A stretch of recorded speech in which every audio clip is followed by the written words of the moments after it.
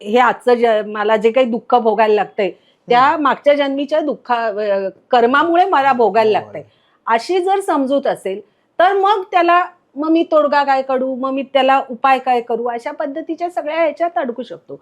त्यामुळे मुळातच कर्म विपाकाचा जो सिद्धांत आहे तो आपल्या सगळ्यांच्या म्हणजे आपल्या भारतीय मानसिकतेचा एक मोठा भाग आहे या कर्मविपाकाचा सिद्धांत. जे काही समोर येतंय ते प्रश्न सोडवण्यासाठी बाहेरच्या कुठल्याही शक्तीची हे नाही, तर इथल्या जगातल्या भौतिक यंत्रणेच्या माध्यमातूनच माझे प्रश्न सोडवले जाऊ शकतात.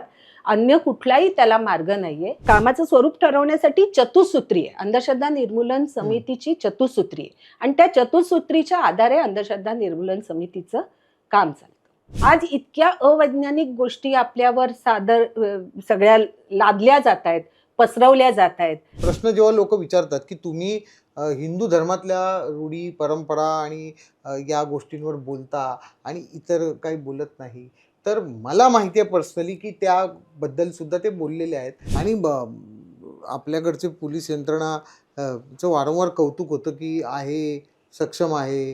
मुंबई पोलीस तर स्कॉटलंड यार्डच्या तोडीचे असं मध्ये एक निघालं होतं वगैरे. तर ते असतात कुठे मग? मी तुम्हाला सांगते की अंधश्रद्धा निर्मूलन समितीची शिबिरं ज्या वेळेला घेतली जातात, कार्यकर्ता प्रशिक्षण शिबिर, त्यावेळेला जवळजवळ आमच्या प्रत्येक जिल्ह्यात त्या जिल्ह्यातले मानसोपचार तज्ज्ञ, मनोविकार तज्ज्ञ हे अंधश्रद्धा निर्मूलन समितीशी जोडले गेलेले आहेत. आणि कारण त्यांना माहिती आहे की मानसिक दुबळेपणाचा आणि अंधश्रद्धांचा हा अतिशय घनिष्ठ संबंध आहे. त्यामुळे ते सगळ्याच जवळजवळ जिल्ह्यांमध्ये हे मानसोपचार तज्ज्ञ, मनोविकार तज्ज्ञ जोडले गेलेले आहेत. आणि ही ज्यावेळेला आम्ही शिबिरं घेतो कार्यकर्त्यांची, त्यावेळेला मन आणि मनाचे आजार आणि त्याचा अंधश्रद्धांशी असणारा संबंध हे अतिशय चांगल्या पद्धतीने आम्ही कार्यकर्त्यांना प्रशिक्षणाद्वारे ते शिकवलं गेलेलं असतं, सांगितलं गेलेलं असतं. आता कोरोनाच्या काळात ज्या वेळेला लोक सगळे घरात बंद होते, अतिशय भीतीचं वातावरण, असुरक्षितता, सगळं एक दडपण होतं, तर त्यावेळेला अंधश्रद्धा निर्मूलन समितीने मनोविकार तज्ज्ञांचं प्रशिक्षण कार्यकर्त्यांना दिलं ऑनलाईन. आणि या कार्यकर्त्यांनी मग असे जे कोणी पीडित गरजू लोक होते त्यांच्याशी मग ते हेल्पलाईन नंबर देऊन त्यांच्याशी संपर्क साधून त्यांचं समुपदेशन केलं, त्यांना धीर दिला, त्यांना आधार दिला. हे एक अतिशय मोठं काम अंधश्रद्धा निर्मूलन समितीने कोरोनाच्या काळात केलं. बुलढाणा जिल्ह्यामध्ये सैलानी बाबाचा जो दर्गा आहे तिथे म्हणजे अनेक मानसिक आजार असलेले रुग्ण त्या दर्ग्यामध्ये त्यांना नेलं जातं. पण दवा आणि दुवा, दवा भी और दुवा भी असं एक हे घेऊन तिथे त्या सैलानी बाबाच्या दर्ग्याच्या बाहेर मानसोपचार केंद्र तिथे उघडलेलं आहे. मग लोक दर्ग्यात लगेच जाणं बंद नाही करणार, पण निदान त्यांना उपचार तरी मिळावा, अशा पद्धतीने हे पण काम अंधश्रद्धा निर्मूलन समितीतर्फे केलं जातं. स्त्रिया अंधश्रद्धांच्या बळी आहेत, स्त्रिया अंधश्रद्धांच्या वाहक आहेत. तिच्यावर दोष देणं हे इतकं भयानक आहे. खरं म्हणजे परिस्थितीचा आपण विचार न करता जर असा आपण दोष देणार असू तर ते खूप गंभीर आहे. बाईचं खच्चीकरण करते, बाईच धर्माला प्रमोट करते, बाईच स्वतःच्या शोषणाला कारणीभूत ठरते, ती विचारच करत नाही मागचा पुढचा. आणि हे होतंय का? कारण की मी तुम्हाला सांगतो, असं बोलणाऱ्या खूप बायका मी पाहिलेल्या आहेत की खरातकडे गेलेल्या बायका त्यांची गरज म्हणून गेल्या असतील. हे इतकं भयानक म्हणजे वाक्य बोलतात कसं आहे ना, आपण बायका असं बोलतात म्हणून आपल्याला फार गंभीर वाटतं. आपल्याकडे हिंदू धर्म असा आपण म्हणूया की खूप मोठ्या स्केलवर आपण बघतो, तेव्हा ऋतंबरा असेल, प्रज्ञा सिंग असेल किंवा राधेमा, हे असे काही आहेत. जसा कौटुंबिक हिंसाचार विरोधी जो कायदा आहे, अशा पद्धतीचा कायदा अस्तित्वात यावा याच्यासाठी जशा इतरही अनेक संघटनांनी, महिला संघटनांनी प्रयत्न केला, त्याचा अतिशय मोठा वाटा अखिल भारतीय जनवादी महिला संघटनेचा आहे. तो कायदा तसाच अस्तित्वात यावा आणि त्याची चांगली अंमलबजावणी व्हावी. अशा सगळ्या प्रश्नांच्यावर आणि स्त्रियांची राजकीय सामाजिक समज वाढावी. नवीन ज्या महिला संपर्कात येतात की त्या कशामुळे आलेल्या असू शकतील. एखादी केस सॉल्व्ह करायला गेल्यात किंवा नाही गेल्यात, पण त्यांना कळलं अंधश्रद्धा निर्मूलन समितीचे लोक आले म्हणून त्या आल्या. तर त्या महिलांचा रिस्पॉन्स काय असतो, म्हणजे चळवळीकडे बघण्याचा त्यांचा आणि एकंदरीत इंडिव्हिज्युअल त्यांचा रिस्पॉन्स कसा असतो? खरा चांगला असतो. म्हणजे त्या अतिशय उत्सुकतेने बघतात. त्यांना असं वाटतं की हे अरेच्छा हे असं आहे का, हे मी असा कधी विचारच नव्हता केला. मुद्दा असा आहे की ते लागलीच सोडतील ती गोष्ट असं नाही, पण ते विचार करायला सुरुवात करतात. हे अतिशय महत्वाचं आहे. या सगळ्या कार्यक्रमांमधनं बऱ्याच वेळेला नंतर महिला भेटायला येतात की अरे हे तुम्ही असं केलं, हे आमच्या ना असं होत होतं, आमच्याकडे असं असं होत होतं, हे आम्हाला माहित नव्हतं. मी असं नेहमी म्हणते की माझी पणजी जसं राहत होती, माझी आजी खापर पणजी ज्या पद्धतीने जगत होती तशी मी आज जगत नाहीये ना. ती जे कपडे घालत होती ते कपडे मी आज घालत नाही. ती ज्या पद्धतीच्या घरात राहत होती त्या पद्धतीच्या घरात मी आज राहत नाही. पण मग ती जे कर्मकांड करत होती तीच मी आज जर करत असेल, बरोबर, तर प्रश्न विचारले पाहिजे ना आपण की हे असं कसं होऊ शकतं. हे सगळं जर बदललं, विज्ञान हीच आहे ना की विज्ञानाची सृष्टी आणि विज्ञानाची दृष्टी यातला हाच फरक आहे ना. व्यवस्थेने चढवले आणि व्यवस्थेने उतरवले त्याच्याशी मला काय घेणं देणं. त्यांनी केलंय काय, त्यांनी केलेलं काम हे वाईटच आहे. आणि ते जे माझ्या घरात जेव्हा मी एखादी स्त्री, तिची जबाबदारी, अर्थात माझी जबाबदारी तिच्यावर आहे, मी काही तिचा मालक नाही, पण मुलगी असेल माझी बायको असेल, आई असेल, तर मग मी कंपॅरिझन नाही करत आहे, पण मी ते चित्र बघतो की उद्या माझ्या शेजारच्या, माझ्या कुटुंबातल्या, माझ्या ह्या स्त्रिया सुरक्षित आहेत का.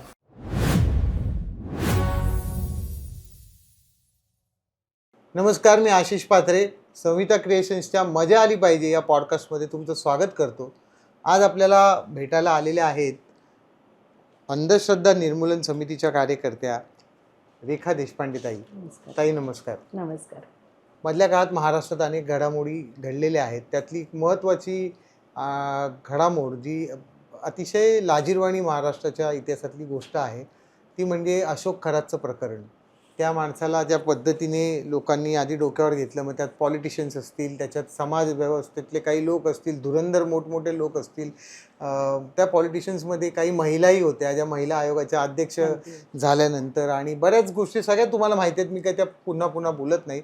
पण त्याने केलेलं कृत्य, ते महिलांचं शोषण असो किंवा आता त्यांनी त्याचे घोटाळे उघडकीस येतात की इथून तिथून पैसे घेणं, आणि तो एक आध्यात्मिक पर्सनॅलिटी म्हणून महाराष्ट्रासारख्या अत्यंत जगातल्या पुरोगामी राज्यात वावरत होता, असं महाराष्ट्राला आपण म्हणतो. तर अंधश्रद्धा निर्मूलन समितीचं वैशिष्ट्य हे आहे की या समितीने कधीही सत्य लपवलेलं नाही, ना की तुमच्या धर्माला, देवाला विरोध केलाय. त्यांनी फक्त वाईट गोष्टी, ज्या गोष्टी अत्यंत शोषण करणाऱ्या आहेत, त्याला वारंवार आणि हक्काने विरोध केलेला आहे. तर आता ही गोष्ट आहे जी घडली आहे, म्हणजे आपण त्या प्रकरणावरून बाकीच्या प्रकरणांचाही धांडोळा घेऊया, पण केंद्रस्थानी मला वाटतं ते प्रकरण आहे की अशोक खरात नावाच्या माणसाकडे बायकांनी एक आध्यात्मिक गुरु म्हणून पाहणं, त्याचं समाजातलं वजन, त्याचं एकंदरीत बोलणं असेल, भारदस्त व्यक्तिमत्व असेल, या सगळ्या गोष्टी असतील, किंवा त्याने काही चमत्कार केले असतील जे त्यांना वाटलं असेल हे दैवी सिद्धी प्राप्त आहे वगैरे. पण त्या माणसाने केलेलं जेव्हा हे कांड म्हणून जेव्हा आपल्या समोर येतं तेव्हा आपण हादरतो, अक्षरशः हादरतो. याला आपण दुसरा म्हणजे हा विचार सुद्धा वाईटातला वाईट माणूस करू शकत नाही किंवा करू नये, तो विचार हा पूर्ण करून मोकळा झालेला आहे. तर त्या माणसाच्या मानसिकतेचं जे काही कारण असेल ते पोलीस शोधतील आणि त्याच्या गुन्ह्याची उकल होईल तेव्हा होईल. त्याच्याकडे जाणाऱ्यांच्या मानसिकतेविषयी, त्याच्याकडे जाणाऱ्यांच्या हतबलतेविषयी, समस्यांविषयी, खास करून स्त्रियांच्या, आपण आज बोलणार आहोत. तर मला पहिला प्रश्न ताई तुम्हाला विचारायचा आहे की अनेक स्त्रियांना वाटलं आपल्या सगळ्या दुःखाचं जे काही मूळ आहे किंवा जी काही आपली प्रगती होत नाहीये किंवा आपल्याला ही अडचण किंवा समस्या आहे ती इथे जाऊन सुटू सुटू शकेल. शकेल. बरोबर. तर तुम्ही एक स्त्री आहात आणि तुम्ही याच समाजात राहता ज्या समाजात त्या स्त्रिया राहायच्या. त्याच समाजाचे प्रॉब्लेम तुम्ही सुद्धा फेस करता. प्रत्येकाच्या वैयक्तिक आयुष्यात वेगवेगळे प्रॉब्लेम अगदी असतात. हो. तसे तुमचेही रोजच्या दैनंदिन जीवन जगण्यामध्ये खूप साऱ्या समस्या तुम्हाला भेडसावत असतील. तर या सगळ्यांवर मात करण्यासाठी तुम्हाला कधीच आयुष्यात असं वाटलं नाही की असं एखाद्या मिडलमॅनचा जो देवाशी कनेक्टेड आहे अशा बाबाचा बुवाचा आपण आश्रय घ्यावा किंवा त्याची भक्ती करावी किंवा त्याकडे जावं असं काही वाटलं नाही? नाही, असं कधीच नाही वाटलं आणि ह्याचं कारण अगदी साधं आहे खरं म्हणजे. ह्याचं कारण इतकं साधं आहे की आपल्याला या जगातल्या ज्या समस्या आहेत, या जगातल्या समस्या या जगातल्या व्यवस्थाच सोडवू शकतील. आणखीन त्याच्यासाठी कुठलाही दैवी शक्ती आहे, काही अघोरी शक्ती आहे आणि ते सगळं त्या शक्तीच्या द्वारे माझ्या समस्या सोडवल्या जाऊ शकतील या गोष्टीवर अजिबात आपला विश्वास नाहीये.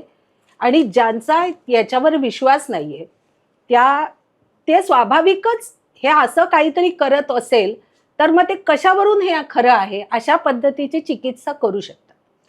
ओके. आणि ही चिकित्सा ज्यांची करायची तयारी आहे त्या स्वाभाविकच या बाबा बुवांच्या आणि त्यांच्या चमत्काराच्या जंजाळात पडण्याचं, त्या अंधश्रद्धांच्या जाळ्यात अडकण्याचं प्रमाण आपोआपच कमी होतं.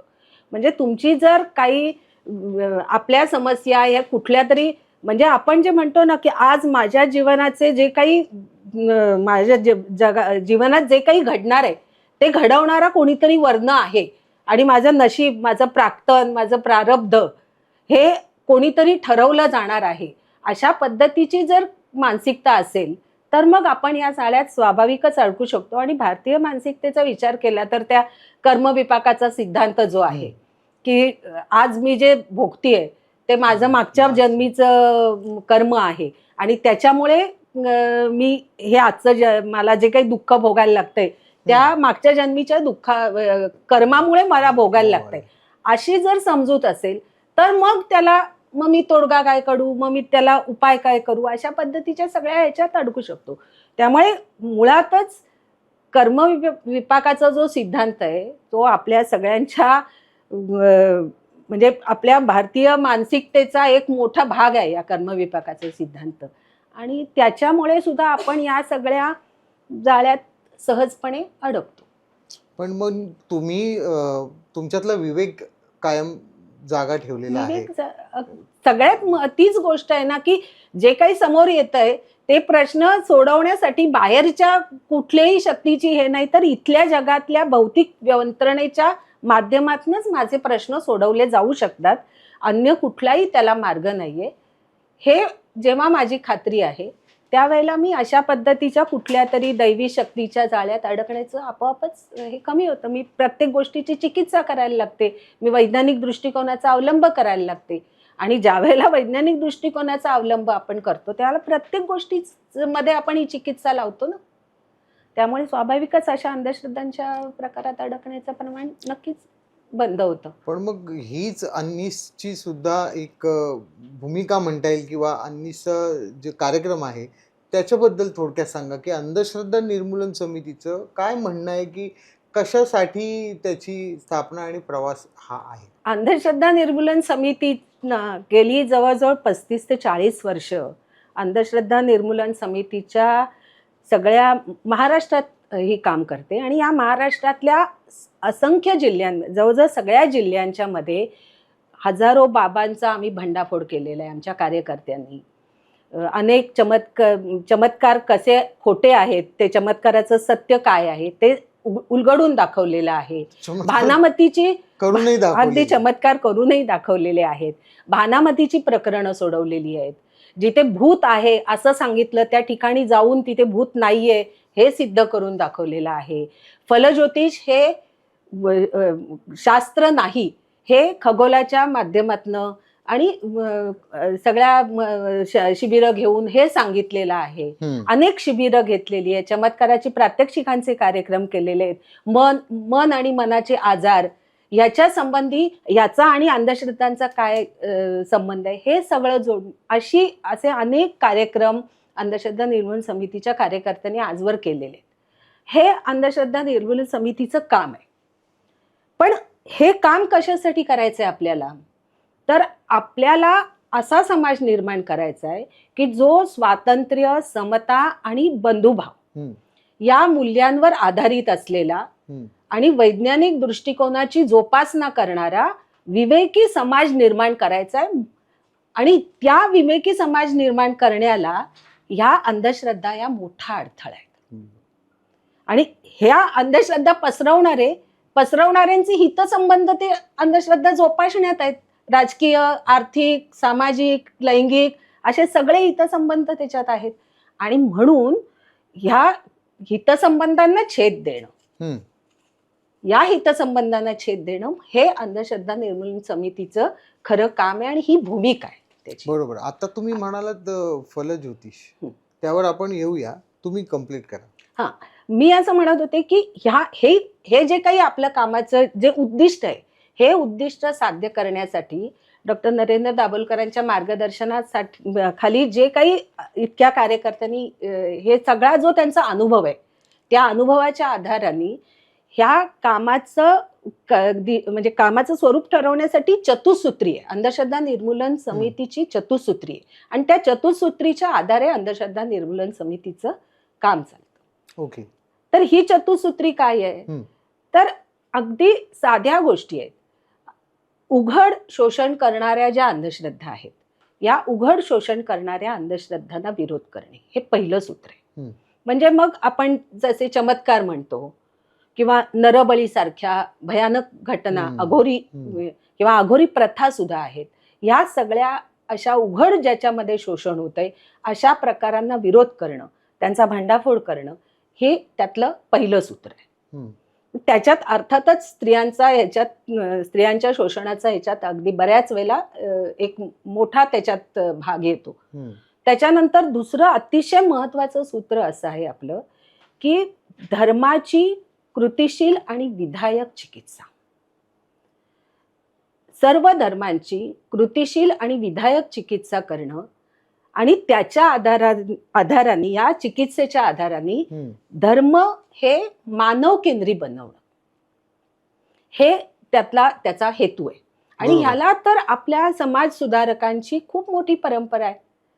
ज्या संत समाज सुधारकांनी म्हणजे अगदी चार्वाकापासूनचा जरी आपण म्हणजे त्याच्यापासून आम्ही हा वारसा सांगतो नेहमी. चार्वाकापासून बुद्ध, बसवेश्वर, बरोबर, त्याच्यानंतर मग शाहू, फुले, आंबेडकर, अगदी पेरियार आणि पार मग दाभोळकर, पानसऱ्यांपर्यंत हा वारसा आपल्याला सांगता येतो. आणि या जो वारसा घेऊनच आमचं असं म्हणणं आहे की धर्माची कृतिशील विधायक चिकित्सा केली तर त्यातल्या ज्या अनिष्ट प्रथा आहेत, आणि हे आजपर्यंत घडलेलं आहे ना, सती प्रथेसारखी, सती ही अत्यंत दुष्ट आणि स्त्रियांच्यावर 100% अन्याय करणारी जी काही प्रथा होती ती आपण बाजूला सारली. अस्पृश्यता ती बाजूला सारली. अशा कितीतरी आपल्याला गोष्टी सांगता येतील.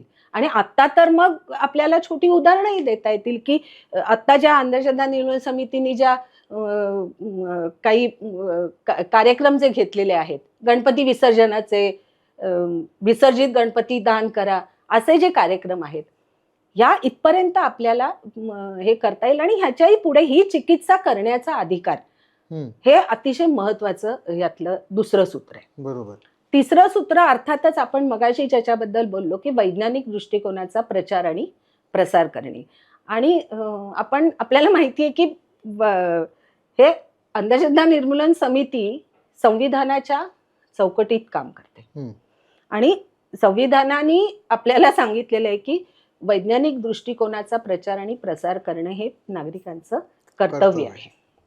डॉक्टर दाभोलकर एक अतिशय योग्य त्याला एक वाक्य नेहमी सांगायचे, वर्णन करायचे या परिस्थितीचं, की आपण विज्ञानाची सृष्टी घेतली आहे पण विज्ञानाची दृष्टी घेतलेली नाही. म्हणजे आपल्याला माहिती की आपण विज्ञान तर सकाळी म्हणजे प्रत्येक क्षणाला आपण विज्ञानाचे सगळे फायदे उठवतोच, त्यात काहीच हे नाही. पण मग विज्ञानाची दृष्टी आपण घेतलेली आहे का? आज इतक्या अवैज्ञानिक गोष्टी आपल्यावर सगळ्या लादल्या जात आहेत, पसरवल्या जात आहेत. म्हणजे गणपतीच्या प्लास्टिक सर्जरी पासून असंख्य गोष्टी आपल्याकडे ह्या सगळ्या पसरवल्या जात आहेत. आणि ह्या सगळ्याला विज्ञानाचा सगळे फायदे उचलत, पण त्याची वैज्ञानाची दृष्टी मात्र न घेता, म्हणजे वैज्ञानिक दृष्टी म्हणजे काय की जेवढा पुरावा आहे तेवढा विश्वास, या प्रत्येक गोष्टीची चिकित्सा करणं, त्यातून जे सत्य आहे ते सत्याच्या आधाराने पुढे जाणं.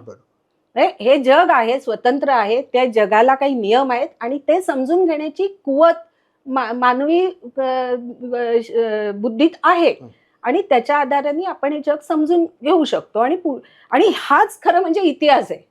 या दृष्टिकोनाच्या आधारानेच आतापर्यंत जो काही विकास झालेला आहे मानवजातीचा, तो या दृष्टिकोनाच्या आधारानेच झालेला आहे. आणि आजचं सत्य हे उद्याच असेलच असं नाही ना. आणि विज्ञान नेहमीच परत नम्र असतं. विज्ञान कधीच असं म्हणत नाही की हे आता जे आहे हे अंतिम सत्य. बरोबर. असं कधीही विज्ञान म्हणत नाही. त्यामुळे आजच्या परिस्थितीमध्ये जे काही अनुभव मिळालेला आहे, जे ज्ञान मिळालंय, त्याच्या आधाराने हा नियम आहे आणि हे नेहमीच पुढे जात असतं. आणि ह्याच तऱ्हेने मानवजातीचा खरं म्हणजे आतापर्यंतचा विकास झालेला.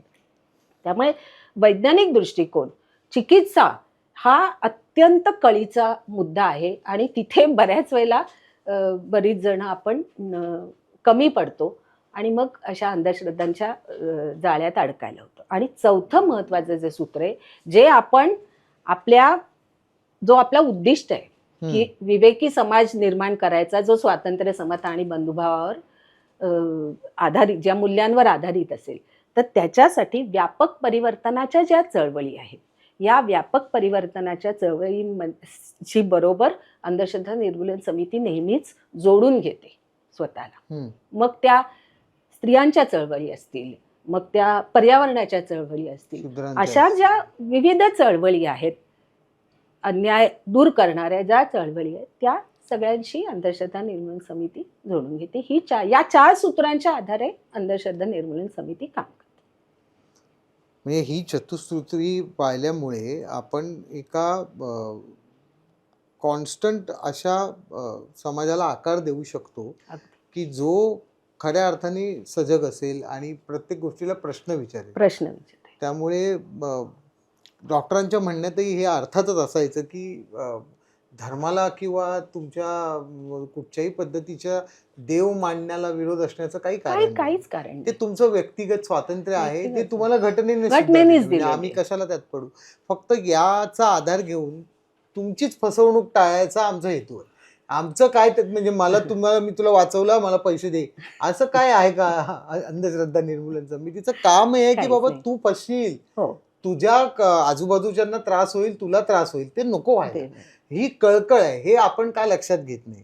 आता प्रश्न जेव्हा लोक विचारतात की तुम्ही हिंदू धर्मातल्या रूढी, परंपरा आणि या गोष्टींवर बोलता आणि इतर काही बोलत नाही, तर मला माहिती आहे पर्सनली की त्याबद्दल सुद्धा ते बोललेले आहेत. अगदी बरोबर आहे की म्हणजे मला असं म्हणायचंय की हा जो प्रश्न आहे ना, की हिंदू धर्माच्या अंधश्रद्धांबद्दलच बोललं जातं, हा जो आक्षेप घेतले जात आहेत ना, ते मला असं वाटतं की आपल्याला लक्षात घ्यायला पाहिजे की हा खूप फसवा प्रश्न आहे. म्हणजे असंही म्हणता येईल की अंधश्रद्धांच्या जे हितसंबंध ज्यांचे आहेत त्यांना हे अशा पद्धतीचे प्रश्न सुचू शकतात.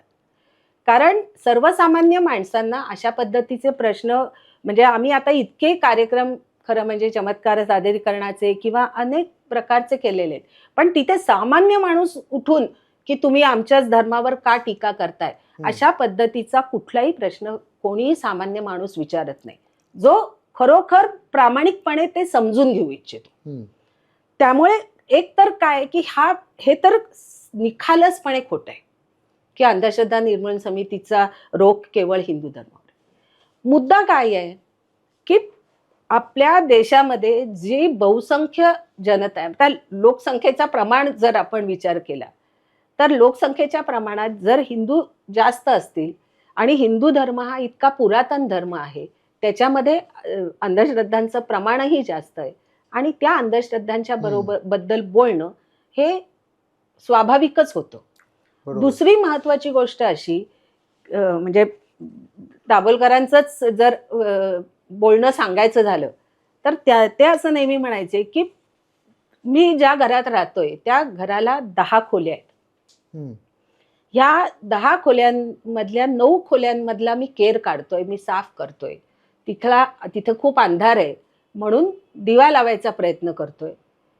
तर हे काम चांगलं आहे का वाईट आहे मुळात?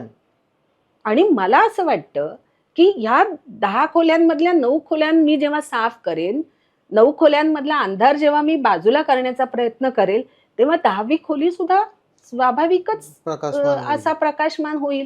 तिथूनही कचरा बाजूला होईल. आणि मुळात ते काम चांगलं आहे का वाईट आहे ते बघूया ना. म्हणजे ह्यांचं केलं त्यांचं नाही केलं असं करणे म्हणजे उलट म्हणायला पाहिजे की त्यांचं म्हणजे आमचंही करावं. हे ह्याच्यासाठी तर बोलून आणलं पाहिजे. खऱ्या अर्थाने जी पहिली केस टाकली गेली तो पण महत्वाचा सांगा की कायदा जेव्हा जवळजवळ म्हणजे ह्या कायदा अस्तित्वात आणण्यासाठी 18 ते 19 वर्ष सलग प्रयत्न केलेला आहे. जादूटोणा विरोधी कायदा पास करणारं विधेयक ते पास करून तो कायदा करणारं महाराष्ट्र हे पहिलं राज्य आहे.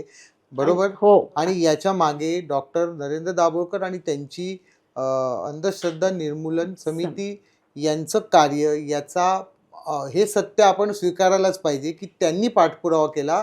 त्यांनी वारंवार बदलणाऱ्या मंत्रिमंडळाला भेटी दिल्या, त्यांनी अहवाल सादर केले, त्यांनी गावगाव पायपीट केली. त्यांच्यासोबत रेखाताईंसारखे आणि असे अनेक हजारो कार्यकर्ते महाराष्ट्राच्या कानाकोपऱ्यात जाऊन आपल्यासाठी, आपल्या पोराबाळांसाठी, आपल्या माता भगिनींसाठी कोणी शोषण करू नये, लुबाडलं जाऊ नये म्हणून हा कायदा आणलेला आहे. हा कायदा हिंदू धर्माच्या विरोधात नाही. अन्नीस ही संस्था हिंदू धर्माच्या आणि देवाच्या विरोधात 1 रुपयाची नाही. तुम्ही प्लीज कृपा करून त्यांचं साहित्य प्रकाशित झालेलं सगळं वाचा. साधना नावाचा अंक आहे तो मिळवा, तो त्याच्या दिवाळी अंक पण निघतो ते वाचा. मुक्ता हमीदची भाषणं बघा, कार्यकर्त्यांचं उचलून कुठलंही रेकॉर्डिंग बघा, डॉक्टरांचं बघा. कुठल्याही भूलथापांना बळी पडू नका की हा हिंदू धर्माच्या विरोधात आहे. जे लोक त्यांना मारलंय ना ते खरे हिंदू धर्माच्या विरोधात आहेत. त्यांना हिंदू धर्म अत्यंत साफ करायचा नाहीये, मानव केंद्री करायचं नाहीये. म्हणजे मुस्लिम धर्माविषयी ते बोललेले आहेत म्हणून मुस्लिम माणसाला पहिली शिक्षा मिळाली ना भोंदूबाबाला. सो कुठचाही भोंदूबाबा आढळला तर आपल्याकडे कायदा आहे जो आपल्याला डॉक्टरांनी दिलेली आहे. त्यामुळे कृपा करून आपण सगळ्या गोष्टींचा मान ठेवूया आणि भान ठेवूया. तुम्ही आता म्हणालात तसं की नांदेडमध्ये पहिला जो गुन्हा दाखल झालेला आहे तो मुस्लिम बाबाच्या विरोधात झालेला आहे. आणि म्हणजे जिथे जिथे मला चांगलं माहितीये की इथे वसईतलाच एक फादर होता, तो असे दावे करत होता पांगळ्यांना चालता येईल, मुक्यांना बोलता येईल, काहीतरी असं चक्करून पडायचे. असे अशा सगळ्या बाबांच्या विरोधात, या मुस्लिम, ख्रिश्चन, बौद्ध या सगळ्या धर्मातल्या बाबांच्या विरोधात अंधश्रद्धा निर्मूलन समितीचा कायदा लागू होऊन त्यांच्या खाली त्यांना अटक झालेली आहे. त्यांच्या केसेस त्यांच्यावर दाखल झालेल्या आहेत. त्यामुळे हे तर 100% खोटी गोष्ट आहे की अंधश्रद्धा निर्मूलन समिती फक्तच हिंदू धर्माच्या बाबतीत. तुम्हाला हिंदू विरोधी म्हणणं किंवा डॉक्टरांचा मर्डर करणं हे एका विचाराच्या लोकांचं आहे ज्यांचे हितसंबंध बुवा बापूंच्या आणि बाबांच्या मोठं होण्यामध्ये लागलेले आहेत. कारण समाजाला ते ज्या पद्धतीने कंट्रोल करू शकतात तेवढी मास हिस्टेरिक पॉवर ही कोणाकडेच नाहीये. एखाद्या पॉलिटिशियनकडे पण नाहीये. म्हणजे काही करिश्मा वगैरे असतो बाळासाहेब ठाकरे यांच्यासारखा, पण तेवढा एक बाबा बोलला ना तर माझ्यात ती पाळमुळे इतकी गेली अगदी की मी हिप्नोटाईज होऊ शकतो. आणि त्यांच्या दृष्टीने ते त्यांचा अजेंडा राबवायचं व्यासपीठ म्हणून फारच बरं ते वापरलं जातं. तेच आता मला विचारायचंय की हे जर राजकीय पाठबळ एवढं ह्या सगळ्या व्यवसायाला भोंदूगिरीचे आहे तर तुम्हाला किती सामना करावा लागतो. तेच आहे ना की राजकीय पाठबळ तर आहेच. आणि राजकीय पाठबळ म्हणजे आपल्या कायद्याच्या जी काही आता तुम्हीच बोललात त्याच्यावरनच दिसतंय की 18-19 वर्ष सतत तुम्हाला हा कायदा जो अन्याय शोषणाला विरोध करणार आहे त्या कायद्यात व्हावा ह्याच्यासाठी प्रयत्न करायला लागतात. आणि अगदी हे तर आहेच की म्हणजे अगदी इंदिरा गांधींच्या काळापासून म्हणायला गेलं तर धीरेंद्र ब्रह्मचारी असेल आणि चंद्रा स्वामी असे हे आपण सगळं ऐकलं. पण आत्ता मला तुम्ही सांगा, राजकीय पाठबळाची आपण गोष्ट बोलतो तेव्हा आसाराम आणि राम रहीम ही तर अतिशय मोठी उदाहरणं आपल्या समोर आहेत. आसाराम काय, राम रहीम काय, यांच्यावर आरोप गेली, ते अटक झाले, त्याच्या आधी कितीतरी वर्ष ते आरोप होत होते. पण त्यांना का संरक्षण मिळालं? राजकीय पाठबळामुळेच मिळालं ना संरक्षण. आणि आज आपण बघितलं की राम रहीमला तर एका खुनाच्या गुन्ह्यातनं त्याला मुक्त केलेलं आहे आणि तो जितका काळ तुरुंगात होता त्याच्यापेक्षा जास्त काळ तो पॅरोलवर होता. बरोबर. म्हणजे हे पण आहे ना, हे काही राजकीय पाठबळाशिवाय हे होऊ शकत नाहीये. त्याला निवडणुकीच्या बरोबर वेळेला त्याला पॅरोल मिळत होता. ह्याचा अर्थ काय आहे? त्याचा काहीतरी प्रभाव होता, त्याचा राजकीय त्यांच्या निवडणुकीसाठी उपयोगी होता म्हणून त्याला पॅरोल मिळत होता असं आपल्याला सहज त्याचा अर्थ निघतोय. आणि बाकी कशाला, आत्ताचं हेच आपण ज्याच्याबद्दल बोलतोय खरातचं प्रकरण, खरात काही काल परवाचा बाबा नाहीये ना, हा कितीतरी वर्ष हे चालू होतं त्याचं. आणि आज आपण बघतोय की आज ही जवळजवळ 39 आमदार लोकप्रतिनिधींची त्यांच्याशी संबंध असल्याची आरोप केले जात आहेत. कमी नाही, 39 ही संख्या खूप मोठी आहे. मग हे त्याच्याबरोबर उच्चपदस्थ अधिकारी, प्रशासकीय अधिकारी हे सगळे आहेत. आणि खरातचं प्रकरण तर आपण लक्षात घ्यायला पाहिजे, हे लैंगिक शोषणाचं तर आहेच आहे, पण त्याच्याच बरोबर आपण बघतोय आज ईडी लागलेली आहे. म्हणजे आर्थिक आणि करोडोंचे, म्हणजे एवढे ज्यावेळेला करोडोंचे आर्थिक घोटाळे इतका काळ चाललेले असतात त्यावेळेला ते कुणाच्या तरी पाठबळाशिवाय होत असेल ह्याच्यावर शेंबड्या पोराचा सुद्धा विश्वास बसणं शक्य नाही. आणि आपल्याकडचे पोलीस यंत्रणा वारंवार कौतुक होतं की आहे, सक्षम आहे. मुंबई पोलीस तर स्कॉटलंड यार्डच्या तोडीच्या असं मध्ये एक निघालं होतं वगैरे. तर ते असतात कुठे मग? अशा वेळेला जातात कुठे ते? गुन्हा गळून झाल्यानंतर मग आपल्याला कळतंय की म्हणजे आता. आणि परत असंही आहे ना की खराच्या प्रकरणात हेही म्हटलं जातंय आणि हे वास्तव पण आहे की हे हिमनगाचं टोक आहे. खरात हा एकटा बाबा नाहीये. आज समाजामध्ये त्याच्यासारखे गावागावांमध्ये, पाड्यापाड्यांमध्ये, प्रत्येक जिल्ह्यात, तालुक्यांमध्ये अशा प्रकारचे बाबा आहेत जे समाजाचं आर्थिक, राजकीय, लैंगिक शोषण करतायत. बरोबर. आणि त्याच्याबरोबर त्यांचे हितसंबंध आहेत, त्यामुळे ते सगळे त्यांना असं म्हणायला जागा आहे. बरोबर, आजच्या घडीला सुद्धा. आणि तुम्हाला असा एखादा किस्सा किंवा प्रसंग आठवतोय का की प्रत्यक्ष तुम्ही एखादा विरोध राजकीय पक्षाचा किंवा आता इथे नाहीच केलं पाहिजे आमच्या गावात किंवा एक पॉलिटिकल इंटरफेरन्स अंधश्रद्धा निर्मूलन समितीच्या कार्यकर्त्यांना अशा प्रकारचे अनुभव येतात, अगदी येतात. पण आता कायद्याचं पाठबळ असल्यामुळे जर जी पीडित व्यक्ती असेल ती जर तक्रार दाखल करायला तयार असेल तर त्याला म्हणजे ते तक्रार दाखल करून घ्यावी लागते आणि करावी. याच्यासाठी मग अंधश्रद्धा निर्मूलन समितीचे कार्यकर्ते तेवढा म्हणजे त्या पीडित व्यक्तीच्या पाठी उभं राहणं. आता ना केसेस पण खूप कॉम्प्लिकेटेड आहे. जसं तुम्ही मगाशी म्हणालात की मानसिक पण असतात, भूत असणं किंवा एखाद्या ज्या की शोषणाच्या नाही आहेत त्या मानसिक अस्वास्थ्याच्या केसेस आहेत की एखाद्या बाईच्या अंगात येतं, एखाद्या माणसाला तिथे काहीतरी भास होतात, भूत आहे. आणि तर त्यावेळेस सुद्धा तुम्ही त्याला वैयक्तिक लेवलला सावरण्याचा प्रयत्न करता की बाबा असं काही नाहीये. तर त्यावेळेस मानसोपचार तज्ज्ञ वगैरे अशा काही पद्धतीची तुम्ही मदत घेतल्याचं काही आहे का उदाहरण? आता कसं माहितीये, मी तुम्हाला सांगते की अंधश्रद्धा निर्मूलन समितीची शिबिरं ज्या वेळेला घेतली जातात, कार्यकर्ता प्रशिक्षण शिबिर, त्यावेळेला जवळजवळ आमच्या प्रत्येक जिल्ह्यात त्या जिल्ह्यातले मानसोपचार तज्ज्ञ, मनोविकार तज्ज्ञ हे अंधश्रद्धा निर्मूलन समितीशी जोडले गेलेले आहेत. आणि कारण त्यांना माहिती आहे की मानसिक दुबळेपणाचा आणि अंधश्रद्धांचा हा अतिशय घनिष्ठ संबंध आहे. त्यामुळे ते सगळ्याच जवळजवळ जिल्ह्यांमध्ये हे मानसोपचार तज्ज्ञ, मनोविकार तज्ज्ञ जोडले गेलेले आहेत.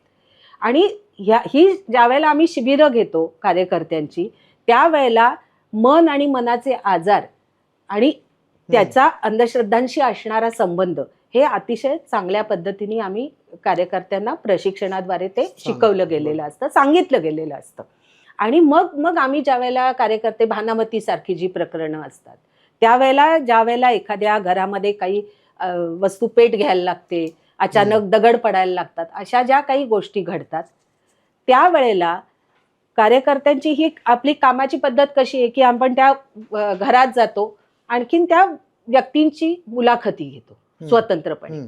आणि ही सगळ्यात महत्वाचं आहे की कार्यकर्त्यांना 100% माहिती आहे की हे जे काही प्रकार चालू आहेत हे कुठलीही बाहेरची दैवी अघोरी शक्ती करत नसून ह्याच्या मागे मानवी हातच आहे, ही पूर्ण खात्री असते त्यांची. आणि मग त्या मुलाखती घेतल्यानंतर कार्यकर्त्यांना लक्षात येतं की हे कोण करतंय. आणि मग ते त्यांचं समुपदेशन करून, त्यांचं काउन्सिलिंग करून त्या जे काही कृत्य असतं ते बंद पाडलं जातं. आम्ही त्या व्यक्तीचं नावही सांगत नाही कारण त्यांना पुढे त्याचा त्रास होऊ शकतो. त्यामुळे हे करतं, पण त्याला मानसोपचार तज्ज्ञाचं जे काही आधी हे झालेलं असतं प्रशिक्षण, त्याचा अतिशय चांगला उपयोग होतो. आणि दुसरं एक तुम्हाला सांगेन की आता कोरोनाच्या काळात ज्यावेळेला लोक सगळे घरात बंद होते, अतिशय भीतीचं वातावरण, असुरक्षितता, सगळं एक दडपण होतं, तर त्यावेळेला अंधश्रद्धा निर्मूलन समितीने मनोविकार तज्ज्ञांचं प्रशिक्षण कार्यकर्त्यांना दिलं ऑनलाईन. आणि या कार्यकर्त्यांनी मग असे जे कोणी पीडित गरजू लोक होते त्यांच्याशी मग ते हेल्पलाईन नंबर देऊन त्यांच्याशी संपर्क साधून त्यांचं समुपदेशन केलं, त्यांना धीर दिला, त्यांना आधार दिला. हे एक अतिशय मोठं काम अंधश्रद्धा निर्मूलन समितीने कोरोनाच्या काळात केलं. गरज होती. आणखीन एक तुम्हाला सांगायचं म्हणजे बुलढाणा जिल्ह्यामध्ये सैलानी बाबाचा जो दर्गा आहे तिथे म्हणजे अनेक मानसिक आजार असलेले रुग्ण त्या दर्ग्यामध्ये त्यांना नेलं जातं. पण दवा आणि दुवा, दवा भी और दुवा भी असं एक हे घेऊन तिथे त्या सैलानी बाबाच्या दर्ग्याच्या बाहेर मानसोपचार केंद्र तिथे उघडलेलं आहे.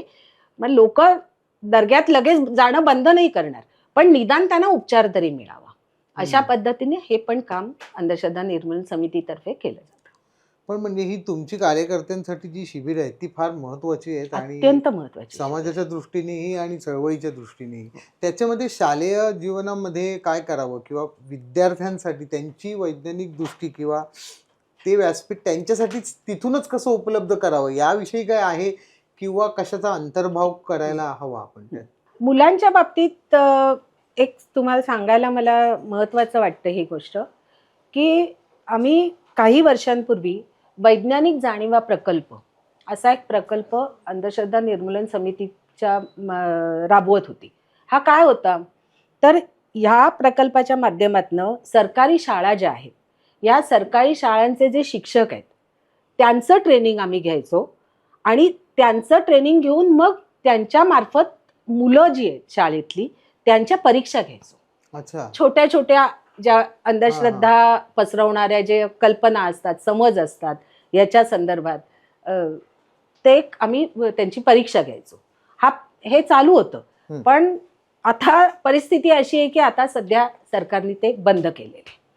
त्यामुळे हा एक मोठा उपक्रम आमचा जो होता तो सध्या बंद झालेला. का बंद केले? सरकारने तो बंद केलाय. त्यामुळे काही कारण मागितलं का? त्याचा पाठपुरावा करण्याचा तर प्रयत्न केलाच, पण तो काही अजूनपर्यंत तो सुरू नाही होऊ शकलेला.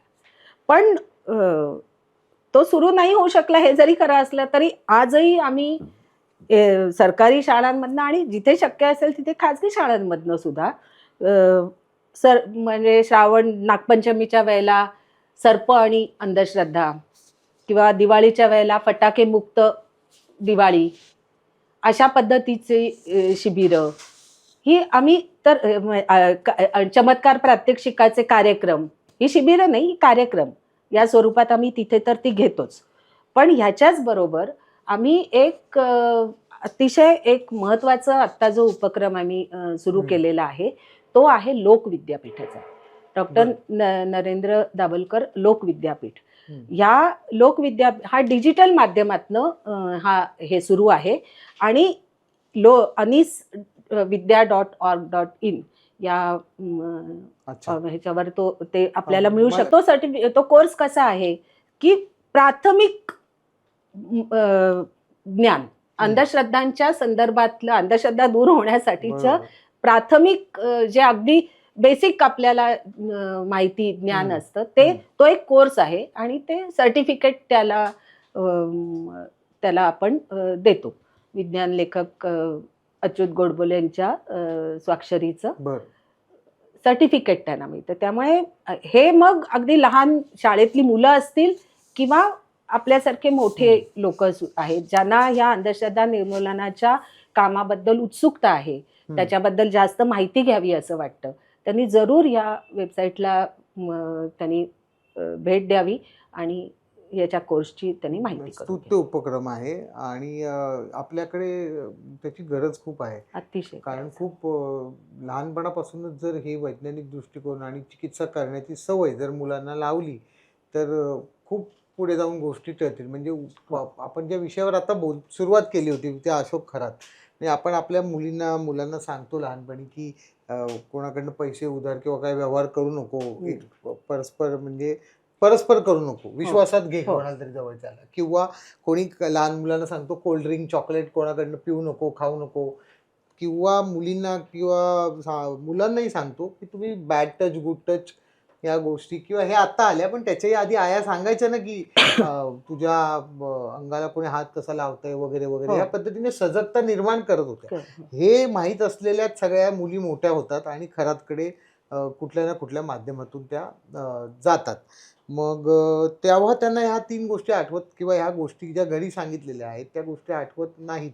असं मी जेव्हा विचार करत होतो तेव्हा अचानक मला की अरे त्यांना महत्त्वाची गोष्टच सांगितली नाही आईवडिलांनी, ती म्हणजे समोर कुणीही माणूस असो, तो धर्माचा माणूस असो, देवाचा माणूस असो, नाहीतर राष्ट्राचा माणूस असो, तो सांगतोय ते कृत्य जर वाईट असेल तर त्याला प्रश्न विचारले पाहिजेत, त्याची चिकित्सा केली पाहिजे, घाबरलं नाही पाहिजे. हेच आपण आपल्या पाल्यांना शिकवत नाही आहोत का? ही चिकित्सा करण्याची सवय, जसं म्हणतात तुम्ही सरकारने उपक्रम तो बंद करून नंतर का माहिती नाही त्याचं काय, तर ही हतबलता आपण आपली चळवळ करताना आपल्याला वारंवार येते की ही चांगली गोष्ट आहे, ती नको आहे का ह्या लोकांना? ज्या देशाचे माननीय पंतप्रधान नालीच्या ह्याच्यापासून गॅस बनवतात आणि आता हरमुजचा कालवा बंद झाल्यावर अख्खा देश गॅसवर जातो, तेव्हा तो वर्कआउट होत नाही नालीचा गॅस. किंवा आपल्या इतिहासामध्ये मगरमच्छ के साथ मैं खेला वगैरे और वो मगरमच्छ का धडा होता है, वो पाठ्यपुस्तक मध्ये ते धडा असतो ते त्या पंतप्रधानचा. त्यांना काहीच वाटत नाही की तुम्ही निदान किमान वैज्ञानिक दृष्टिकोन असलेला अभ्यासक्रम कोणी, आपण ते नाही करत आहोत, कुठली तरी एक संघटना करते, तिला तर करू द्या. पण वैज्ञानिक दृष्टिकोनाचा मूळ गाभा आहे तो चिकित्सा ना. ती नाही. मग आज तर तुम्हाला उलट राजकीय परिस्थितीबद्दल, सामाजिक परिस्थितीबद्दल, आर्थिक परिस्थितीबद्दल चिकित्सा जर करायला लागलो तर मग आपल्याला देशद्रोही वगैरे पण असं म्हटलं जातंय ना. ही आजची परिस्थिती आहे. त्यामुळे मुळात आणि सगळ्यात महत्वाचं आहे ना की चिकित्सा करायला पाहिजे आणि त्याच्यातनं देव आणि धर्म या गोष्टींच्या बद्दल आपण प्रश्न विचारायला पाहिजे. ही मानसिकता आपल्याकडे नाही, अजिबात नाहीये. म्हणजे इतर कुठल्या गोष्टीबद्दल प्रश्न विचारा, पण म्हणजे ज्या पद्धतीने पूर्वापार चालत आलेलं आहे तसंच्या तसं चालू ठेवणं, आणि स्त्रियांच्या बाबतीत तर मग ती परंपरेची मशाल पेटती ठेवणं, अशा पद्धतीचं हे त्यांच्यावर लादलेलं आहे. आणि सगळ्यात महत्वाचं, आता तुम्ही स्त्रियांच्या बद्दल बोलत होतात, पण सगळ्यात महत्वाचं की अंधश्रद्धांचा बळी शेवटी कुठली व्यक्ती जाते? स्त्रिया जास्त करून जातात. स्त्रिया अंधश्रद्धांच्या बळी आहेत. स्त्रिया अंधश्रद्धांच्या वाहक आहेत हे या गोष्टीमध्ये तथ्य आहे. परंतु आपल्याला लक्षात घ्यायला पाहिजे, स्त्रिया या शेवटी समाजाच्या भाग आहेत ना. त्या कुठलीही व्यक्ती ज्या वेळेला अंधश्रद्धांच्या आहारी जाते ती कधी जाते, तर ज्या वेळेला तिची कोंडी झालेली असते, तिला प्रश्न असतात, तिचा मार्ग काही सुटकेचा समोर दिसत नाही, जे काही भौतिक व्यवस्था आहे त्या व्यवस्थेमध्ये तिच्या सुटकेचे मार्ग दिसत नाहीत, कोंडमारा झालेला आहे, अशी व्यक्ती स्वाभाविकपणे अंधश्रद्धांच्या आहारी जाते. मग स्त्रियांचं जर आयुष्य बघितलं तर हे अशा सगळ्या ह्याच्यातच अडकलेलं आहे ना. म्हणजे स्त्रियांनी मुळात जन्म घ्यायचा का नाही, स्त्री गर्भ आहे असं कळल्यावर गर्भपात करण्याचं आज केवढं मोठं प्रमाण आहे. स्त्रीचं सगळं अस्तित्वच मुळात कशासाठी आहे, तर तिने मुलं जन्माला घालावी, त्यातही मुलगा जन्माला घालावा, याच्यासाठी स्त्रियांचं अस्तित्व सांगितलं. आजही आपल्याला आदेश दिले जातात ना, स्त्रियांनी इतक्या मुलांना जन्म द्यावा, अशा पद्धतीची आहे परिस्थिती ही सगळी. त्याच्यानंतर मग तुमचं शिक्षणाचं प्रमाण बघा, किती मुली शिक्षणाच्या बाहेर फेकल्या जात आहेत. आरोग्याचं काय परिस्थिती आहे आज, किती म्हणजे आपण इथे वाडापासून म्हणजे ह्या सगळ्या आदिवासी भागांमधनं त्यांना बाळणपणासाठी आणताना, डोलीतनं आणताना किती स्त्रिया मृत्युमुखी पडल्यात, हे किती घटना आहेत यात. म्हणजे भांडूपमध्ये मध्यंतरी मोबाईल टॉर्चच्या प्रकाशात तिचं सिझेरियन केलं आणि तिचा मृत्यू झाला. ह्या सगळ्या आरोग्याची ही सार्वजनिक आरोग्याची ही परिस्थिती आहे. म्हणजे त्यांचे आरोग्याचे प्रश्न नाही सुटत आहेत, त्यांचे रोजगार मिळत नाही, रोजगाराचा प्रचंड मोठा प्रश्न आहे. अशा वेळेला जो सगळ्या ह्या कोंडीत अडकलेल्या ज्या स्त्रिया आहेत, आज लैंगिक अत्याचाराची किती घटना आहेत, म्हणजे कामाच्या ठिकाणी होणारे लैंगिक शोषण, एरवी सुद्धा लैंगिक अत्याचाराच्या अगदी लहान मुलींच्या पासून ते मोठ्या महिलांपर्यंत प्रचंड प्रमाणात आहे, त्याची क्रूरता भयानक आहे. ह्या सगळ्या परिस्थितीमध्ये जी काही आहे ह्याच्यातनं मग एखादी स्त्री ज्या वेळेला अशा बुवा बाबाकडे जाते किंवा अशा अंधश्रद्धा प्रकाराकडे वळते, अंगात यायला लागतं, हे सगळे स्वाभाविक प्रकार आहेत, हे आपण समजून घ्यायला पाहिजेत. आणि फक्त होतं काय की हा मार्ग जो असतो, हा मार्ग सुरुवातीला इतकासा वाटत नाही, पण तो इतका खोल गर्तेकडे नेणारा असतो हे सगळ्यात. पण होतं काय की हा मार्ग समाजमान्य असतो. म्हणजे ही बुवा बाबाकडे जाणारी बाई ही काही वेगळं काम करते, चुकीचं करते असं समाजालाच वाटत नाहीये ना. त्यामुळे त्या ह्याच्यातनं ती त्याच्या आहारी जाते आणि मग जे त्याच्याबद्दलचे जे प्रश्न आहेत ते प्रश्नही त्यांना पडेन असे होतात की हे असं केलं तर कदाचित मला सुटका होईल, हे कदाचित, कारण मूल होणं हे इतकं महत्वाचं आहे. मग त्यांनी सांगितलं की मी पूर्वजन्मीचा कृष्ण आणि तू राधा होतीस आणि मी तुला मूल देऊ शकतो. हे अशा पद्धतीचं सगळं, म्हणजे ह्याच्यात तिच्यावर दोष देणं हे इतकं भयानक आहे. खरं म्हणजे परिस्थितीचा आपण विचार न करता जर असा आपण दोष देणार असू तर ते खूप गंभीर आहे. त्यामुळे परिस्थिती बदलणं ही परिस्थिती बदलणं, ही परिस्थिती, वैज्ञानिक दृष्टिकोन हा जो विषय आपण सतत बोलतोय, तर ही वैज्ञानिक दृष्टिकोन किंवा चिकित्सा आहे, यातनं ही परिस्थिती कदाचित बदलू शकते. आणखीन एक मुद्दा ताई की स्त्रिया जर उभ्या राहिल्या कुठल्या प्रश्नाला घेऊन तर त्या इतक्या धडाडीने तो प्रश्न निकाली लावतात की बघणारा बघत राहतो की ताकद प्रचंड आहे स्त्रीमध्ये. फक्त तीच एनर्जी जेव्हा नेगेटिव्हली चॅनलाइज होते ना तेव्हा ती इतकी विद्रोही, इतकी वेगळ्या लेवलला जाते. म्हणजे बाईचं खच्चीकरण करते, बाईच धर्माला प्रमोट करते, बाईच स्वतःच्या शोषणाला कारणीभूत ठरते, ती विचारच करत नाही मागचा पुढचा. आणि हे होतंय का, कारण की मी तुम्हाला सांगतो, असं बोलणाऱ्या खूप बायका मी पाहिलेल्या आहेत की खरातकडे गेलेल्या बायका त्यांची गरज म्हणून गेल्या असतील. हे इतकं भयानक असं वाक्य बोलतात कसं आहे ना, आपण बायका असं बोलतात म्हणून आपल्याला फार गंभीर वाटतं. पण हे पुरुष ज्या वेळेला हे व्हिडिओ, आम्ही अंधश्रद्धा निर्मूलन समितीने ही मागणी केली आहे की सोशल मीडियावर हे जे व्हायरल झालेले व्हिडिओ आहेत ते तातडीने हटवायला पाहिजेत. अर्थात. पण हे व्हिडिओ बघणारे पुरुष, म्हणजे पीडित व्यक्तीबद्दल अतिशय हिणकस ह्यांनी बोलणं हे स्त्रिया आणि पुरुष हे करत असतील, पण त्यात काही फार फरक आपल्याला करायला पाहिजे असं मला वाटत नाही. पुरुषही तितकेच हिणकस आहेत आणि स्त्रिया पण मग तशा पद्धतीनं बोलत असतील तर त्यांची समज चुकीची आहे. आणि सगळ्यात काय आहे की ह्या सगळ्याची जी काही मानसिकता आहे ना, त्या मानसिकतेचा सगळ्यात हा मोठा प्रश्न आहे. बरोबर आहे की तुम्ही जसा जी सगळी पुरुष प्रधानता, म्हणजे मग ती राजकारणात पुरुष प्रधानता आहे, ती धर्मकारणात पुरुष प्रधानता आहे, ती समाजकारणामध्ये पुरुष प्रधानता आहे.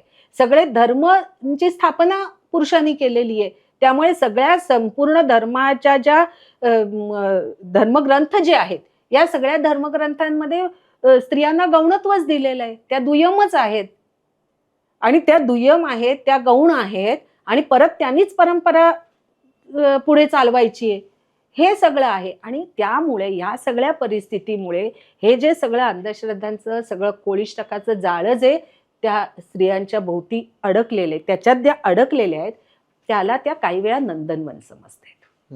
हा मोठा हा महत्वाचा मुद्दा आहे. आणि तुम्ही म्हणालात तसं प्रत्येक धर्मामध्ये धार्मिक गोष्टींमध्ये सुद्धा पुरुषांचंच प्राबल्य आहे. म्हणजे तुम्ही मौलवीच असतो तुम्हाला ज्ञान देणारा, तिथे पण तुम्हाला पादरीच असतो. कुठल्याही धर्मात तुम्ही जा, जैन किंवा कुठल्याही, बाई म्हणून तिथे मठाधिपती म्हणून बाई बसली आहे आणि ती काहीतरी सांगतेय, असं फार चित्र रेअरली म्हणजे नाहीच ना आपल्याकडे. हिंदू धर्म असा आपण म्हणूया की खूप मोठ्या स्केलवर आपण बघतो तेव्हा ती ऋतंबरा असेल, प्रज्ञा सिंग असेल किंवा राधेमा, हे असे काही आहेत उदाहरणं, बोटावर मोजता येतील. पण मोस्ट प्रोबॅबली हा बाबांचा जो काही बिझनेस आहे त्याचे पण मक्तेदारी पुरुषांकडेच आहे. ते तसं म्हणजे कदाचित पैसे कमावण्यामध्ये सुद्धा जास्त ते अग्रेसर असतील, पण म्हणजे बाई मांत्रिक वगैरे आहेत असं काही नाही. बाई बुवा बाबा बाई या सगळ्या शोषणामध्ये आहेतच, पण अर्थातच सगळीकडे जसा पुरुष पैसे कमवण्यात लाभ घेण्यासाठी जसा पुढे असतो तसं इथे बुवा बाबांची जास्त चलती आहे. रेखाताई, आपण ह्या संघटनेविषयी, अंधश्रद्धा निर्मूलन समिती ह्या अत्यंत महत्त्वाच्या संघटनेच्या विषयी आपण बोलतोय. तुम्ही सक्रिय त्यात आहात, तर ही जनवादी संघटना आहे, म्हणजे लोकांसाठी काम करणारी. तर महिलांसाठी आपण नेमकं कुठल्या पातळीवर काम करतो आणि त्यातून कसा एखादा अनुभव आलाय तुम्हाला की बाबा एखाद्या बाईनेच सांगितलंय की हे बरोबर नाहीये किंवा हे असं करू नका? मी ज्या अखिल भारतीय जनवादी महिला संघटनेचं काम करते ही संपूर्ण भारतात पसरलेली संघटना आहे महिलांची. सगळ्यात ही देशातली कदाचित एक सगळ्यात मोठी संघटना आहे आणि एकूणच या संघटनेचं काम अशा स्वरूपाचं आहे की आपण ज्या सतत दुय्यमत्वाबद्दल आणि गौणत्वाबद्दल ज्या बोलतोय, आपण स्त्रीला भेडसावणाऱ्या त्या सगळ्या प्रश्नांच्या संदर्भात ही जनवादी महिला संघटना काम करते. म्हणजे अगदी आपण मगाशी PCPNDTच्या बद्दल बोललो, स्त्री गर्भ आहे आणि तर त्यांचं गर्भपात करण्यात, तर ह्या अशा गोष्टींना विरोध करून त्याच्या संदर्भात कायदा व्हायला पाहिजे असा आग्रह धरणं असेल, स्त्रियांच्या शिक्षणाच्या संदर्भात आरोग्याचे जे प्रश्न असतील, तिथपासून त्या ज्या वस्तीमध्ये राहत आहेत त्या वस्तीमध्ये तिथे त्यांना शौचालय आहे का, त्यांना पाणी पुरेसं मिळतंय का, त्यांचे रेशनचे प्रश्न काय आहेत, ह्या सगळ्या प्रश्नांना घेऊन. आणि याच्याच बरोबर केवळ प्रश्न तर आहेतच, पण हे प्रश्न का आहेत? हे प्रश्न आहेत कारण ती धोरणं, जे देशाची जी धोरणं आहेत ती धोरणं ही स्त्रियांना अधिकाधिक अधिकार मिळावेत ह्याच्यासाठी असायला पाहिजेत ना.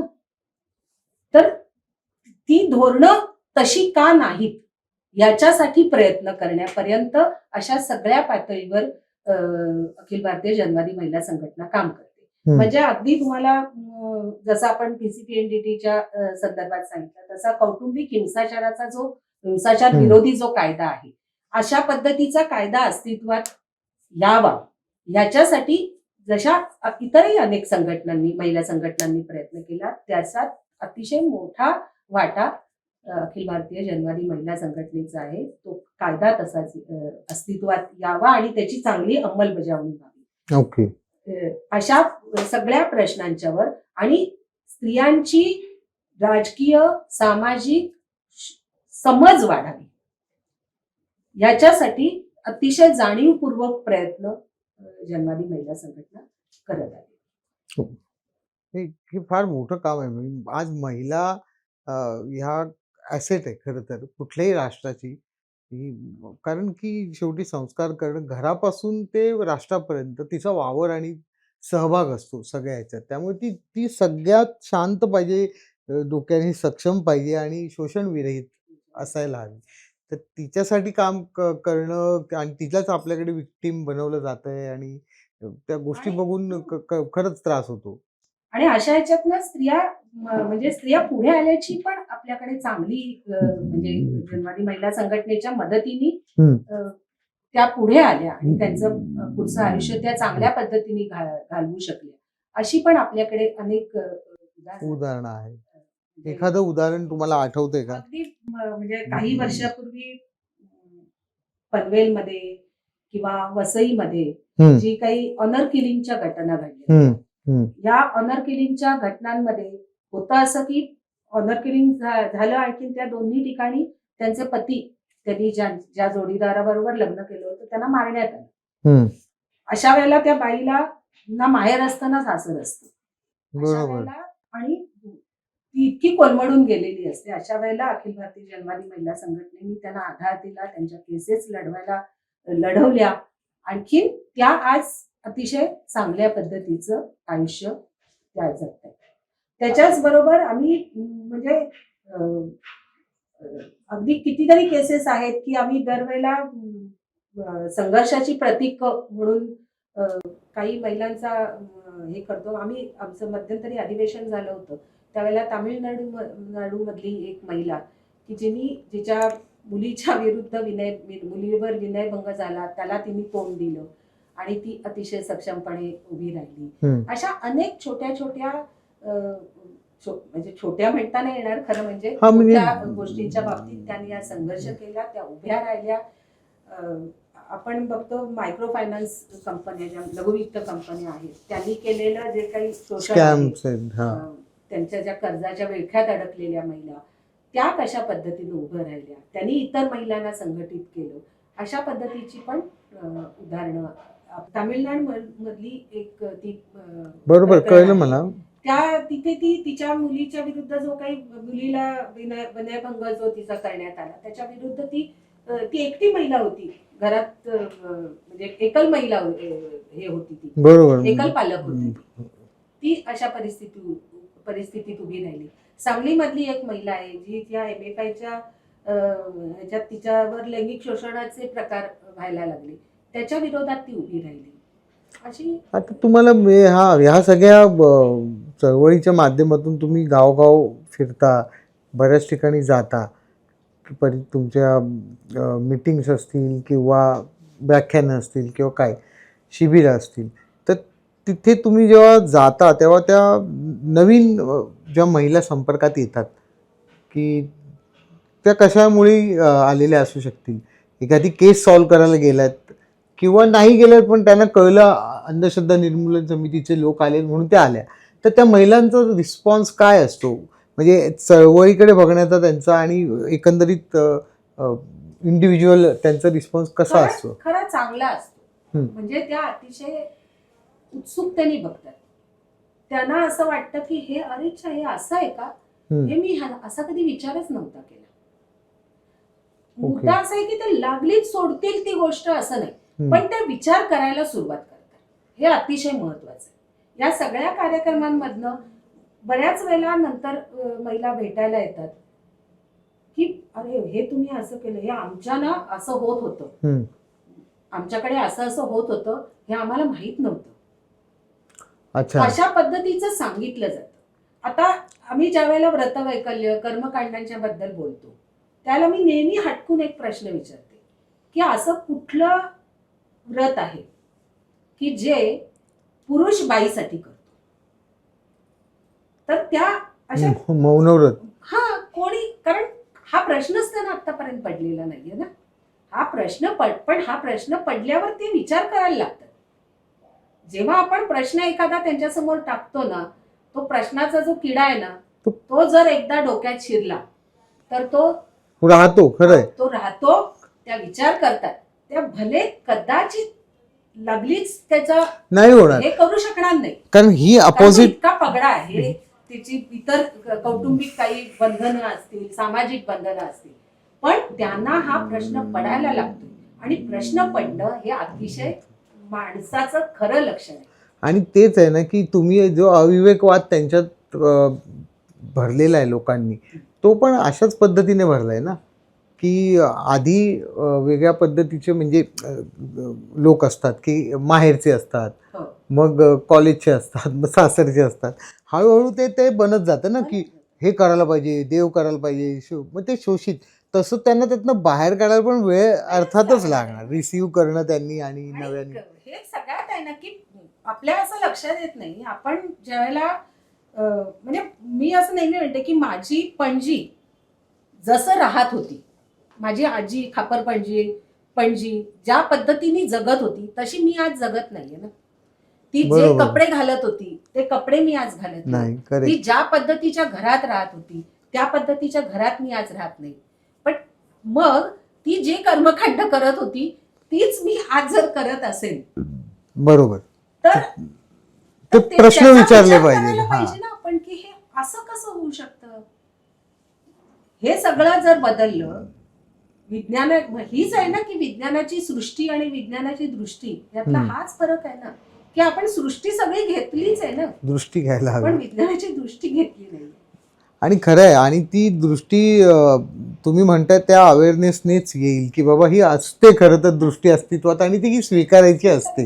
हे हळूहळू होत चाललंय. आता मला इथे हे जे सामान मांडून ठेवलंय ना आपण याच्याविषयी, हे आपल्या प्रेक्षकांच्या माहितीसाठी मला एक असा काहीतरी प्रकार आपण इथे करणार आहोत की जो भले भले मोठमोठे बाबा वगैरे करतात, असा काही प्रकार आहे का की ते हातचलाखी असते पण ती असं वाटतं की चमत्कार झालाय, तर तसं काही आपण एक नमुना पेश करू शकतो? आपण असा नमुना करू शकतो. आणि ही सगळीच हे नक्कीच आहे की हे अंधश्रद्धा निर्मूलन समितीचे आम्ही जे सगळे कार्यकर्ते आहोत, हे सगळे प्रकार आम्ही जवळजवळ बाबांकडनंच बघून शिकलेलो. ते कसे करतायत ते बघून, आणि आम्ही फक्त नीट विचार करून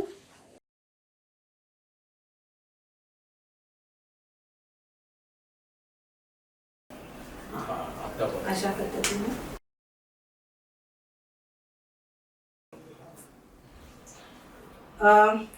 आपल्याला भूताच्या बद्दलच्या अनेक कल्पना असतात, आणि भूत झपाटलेली व्यक्ती ज्यावेळेला आपण बघतो त्यावेळेला आपण म्हणजे घरातले बऱ्याच वेळेला त्याला मांत्रिकाकडे नेतात. आणि भूत उतरवण्यासाठी जे काही चमत्कार केले जातात त्याच्यातला हा एक चमत्कार आहे.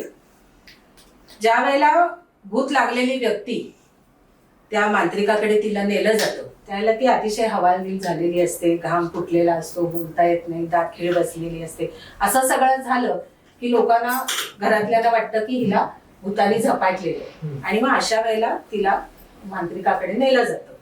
आणि हे जे झपाटलेलं भूत आहे, हे झपाटलेलं भूत काढण्याचे जे अनेक प्रकार आहेत त्यातला हा एक प्रकार आहे. मांत्रिक असं म्हणतो की ह्या समोरच्या जे भूत लागलेल्या व्यक्तीला लागलेले जे भूत आहे ते भूत मी या गडव्यामध्ये बंद करणार आहे.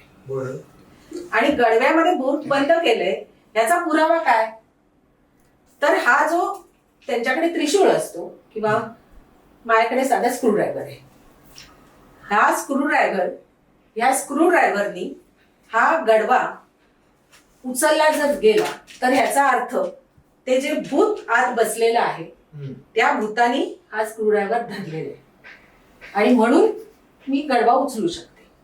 तर अशा पद्धतीनं त्या व्यक्तीच्या अंगावरून असे ते त्रिशूळाचे फेरे घेतले जातात. ही क्रिया खूप काळ चालते, आपण आता खूप वेळ नको करायला ते, पण असे अनेक वेळा ह्या अशा पद्धतीच्या क्रिया केल्या जातात आणि मग ते खूप जे असतं ते गडव्यात बंद केलंय याचा पुरावा म्हणून अशा पद्धतीने हा स्क्रूड्रायव्हरच्या साहाय्याने हा गडवा उचलला जातो. पकडले त्या भूतानी, हे भूतानी पकडले असा त्याचा हा पुरावा असं सांगितलं जातं.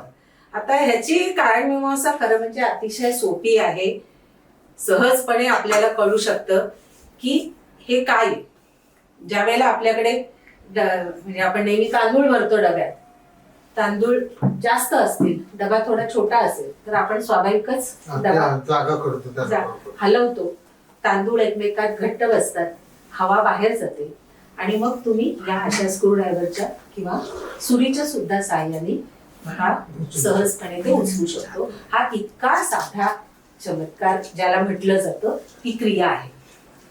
याच्या आधाराने मी तुम्हाला असं मला म्हणायचंय की हे जे आपल्याला असं जादू आणि चमत्कार याच्यामधला फरक आपण समजून घेणं खूप महत्वाचं आहे. कारण आता हे जे आपण तुमच्या समोर हे जे वस्तू ठेवलेले आहेत, हे धूप पात्र ज्याला म्हणतो ते आहे. त्याच्यात मी आता हे रद्दी घातलेली आहे. हा कलश आहे, या कलशामध्ये तांदूळ आहे, आपण याला अक्षता म्हणतो. हा कलश आहे, हा नेहमीचा तांब्या नाही आपला.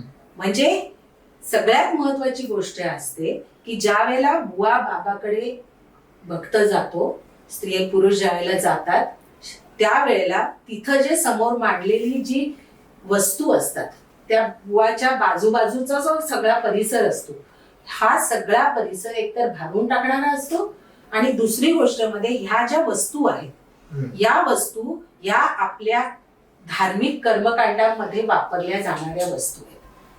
तिथे धूप असतो, हळद कुंकू असतं, अबीर असतो, उदबत्ती असते, निरंजन असतं, अक्षता असतात, कलश असतो, धूपपात्र असतं.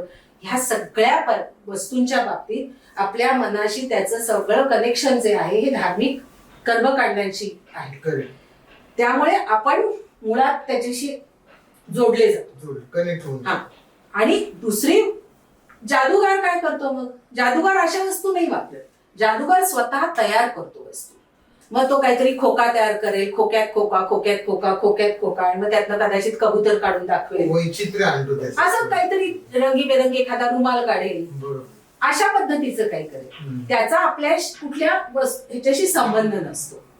ही सगळ्यात महत्वाची. आणि पण ह्याही पेक्षा अत्यंत महत्वाचा जर काही प्रश्न असेल तर ज्या वेळेला बुवा बाबा भगत माता मांत्रिकाकडे ज्या वेळेला भक्त जातात त्यावेळेला ते एका श्रद्धेने जातात की माझ्यावर हे जे काही बुवा आहे, ही जी काही माता आहे तिच्यामध्ये दैवी शक्ती आहे आणि ती दैवी शक्तीच्या आधाराने हे काहीतरी करणार आहे. ही पूर्ण श्रद्धा मनात घेऊन ते त्यांच्याकडे जातात. तेवढंच नाही तर ते त्यांच्या प्रश्नांच्या सोडवणुकीसाठी जातात, त्यांच्या दुःखातून सुटका मिळवण्यासाठी जातात.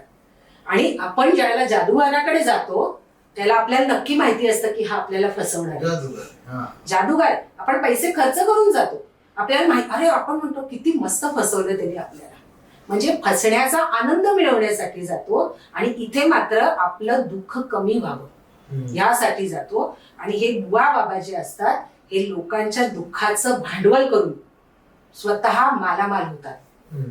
तुमचं आर्थिक, सामाजिक, लैंगिक शोषण करतात. हा अत्यंत महत्वाचा फरक आपण जोपर्यंत लक्षात घेत नाही तोपर्यंत ह्या चमत्काराच्या जाळ्यातनं आपण नाही सुटू शकणार. दुसरा एक चमत्कार केला जातो. आपल्याकडे असं म्हटलं जातं की मंत्रामध्ये खूप ताकद आहे.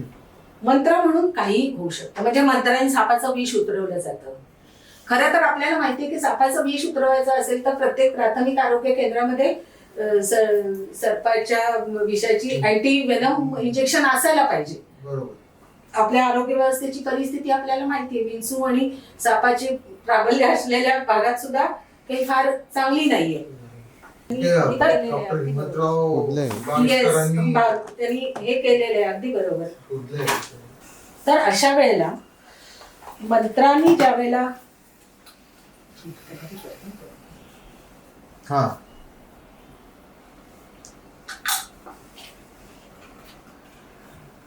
ग्लिसरीन.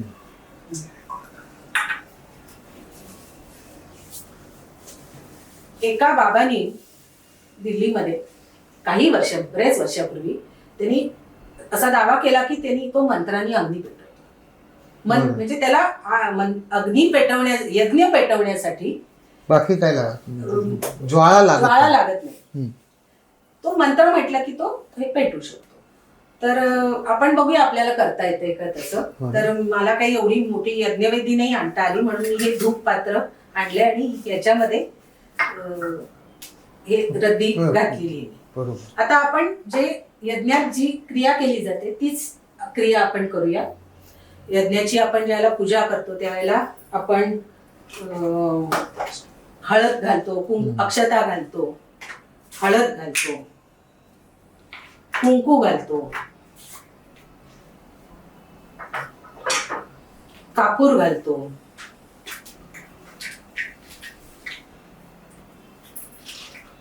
आणि त्याच्यानंतर काय घालतो आपण, अबीर घालतो.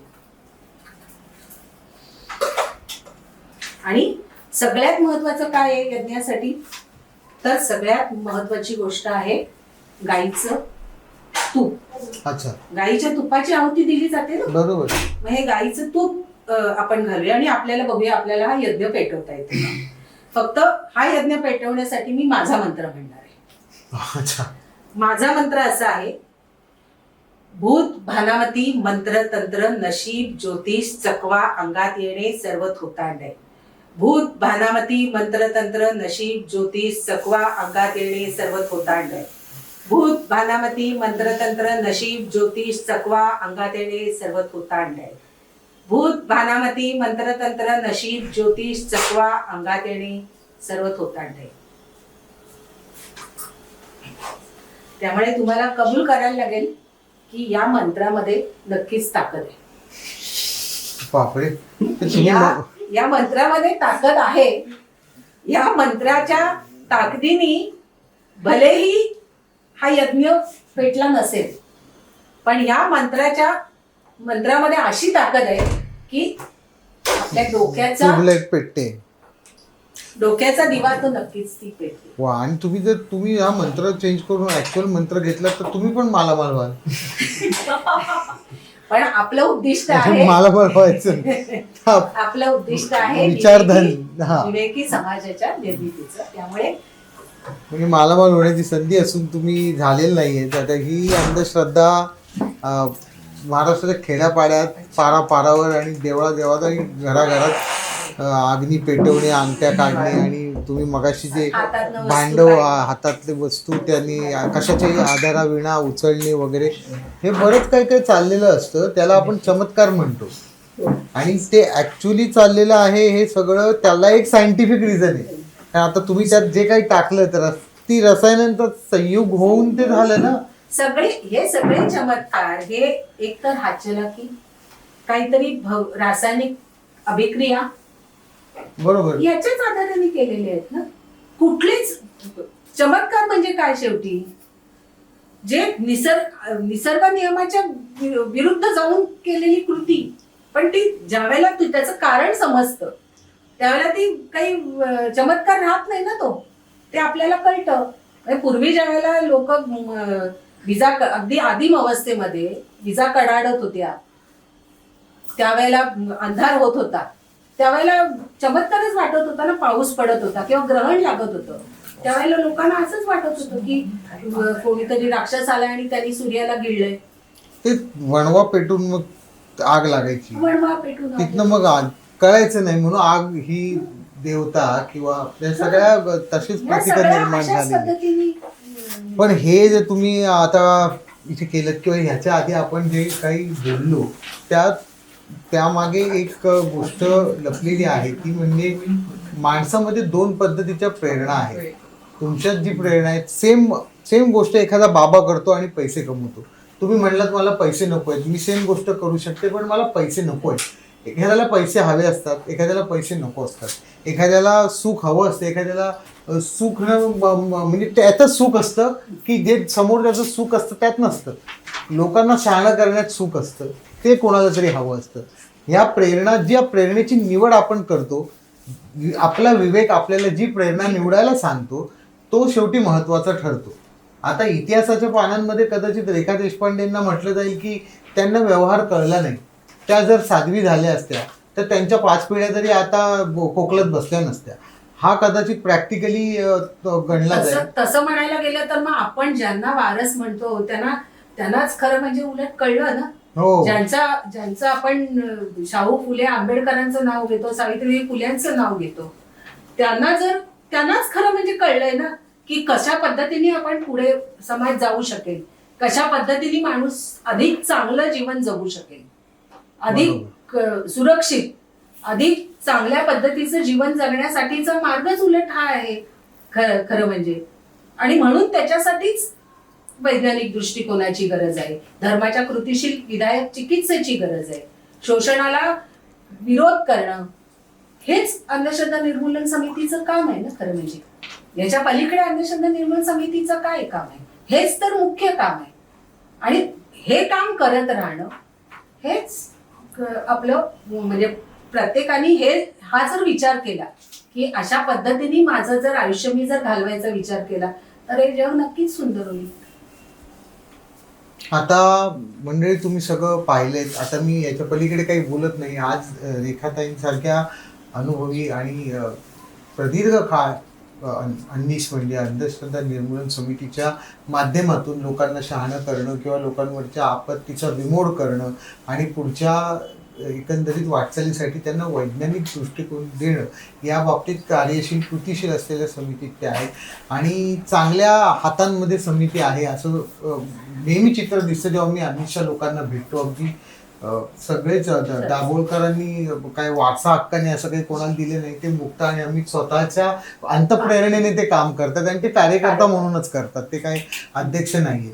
सो हे असं चालू राहावं आणि लोकांना डोळस तुम्ही करत राहावं. आणि खऱ्या अर्थाने हे अशोक खरात सारखे ते काही असो व्यवस्थेने चढवले आणि व्यवस्थेने उतरवले त्याच्याशी मला काय घेणं देणं. त्यांनी केलंय काय, त्यांनी केलेलं काम हे वाईटच आहे.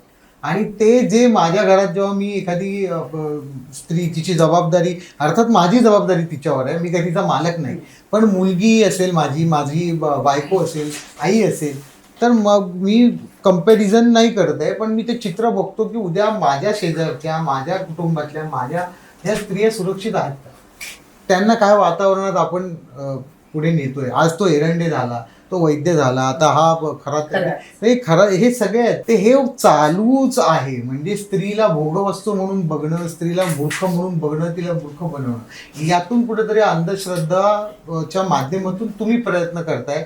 यासाठी तुमचं खूप खूप मनापासून कौतुक. आणि आज तुम्ही आलात, आम्हाला तर खूप मजा आली. आम्हाला हा जांगड गुत्ता जो काय तो सगळा परिस्थितीचा तुमच्यामुळे सुटायला थोडी थोडी मदत झाली. आणि तुमच्या पावलावर कुठेतरी आज मी काय माझ्यासारखे इतर तरुण किंवा माझ्या सान्निध्यात येणाऱ्या सगळ्यांनाच मी या मार्गाकडे नेण्याचा निश्चितच प्रयत्न करतो आणि करत राहील. तुम्हाला काय वाटलं इथे, मजा आली? मला अगदी खूप छान वाटलं. आणखी तुम्ही आवर्जून या प्रकरणाच्या बद्दल बोलण्यासाठी, अंधश्रद्धा निर्मूलन समितीची भूमिका मांडण्यासाठी तुम्ही बोलावलं, हे अतिशय महत्वाचं मला असं वाटतं. अशाच पद्धतीनं जर आपण लोकांना जास्तीत जास्त ह्या सगळ्यातलं सत्य जर सांगायचा प्रयत्न केला तर त्याचा एक हा मार्ग आहे. मला पण इथे येऊन अतिशय आनंद झाला. मला जे बोलायची तुम्ही संधी दिली त्याच्याबद्दल खूप खूप आभार. तर मी सविता क्रिएशनच्या मजा आली पाहिजे या पॉडकास्टमध्ये रेखाताई आल्या आणि त्यांनी हा सजवला म्हणण्यापेक्षा, आज सजवण्यापेक्षा एक विचार रुजवला आणि तो महत्त्वाचा होता अशोक खरात सारख्या त्या माणसाच्या निमित्ताने. तर आम्ही आमच्या तर्फे तुम्हाला एक विनंती करतो की तुमची स्वाक्षरी आमच्या संग्रही असावी.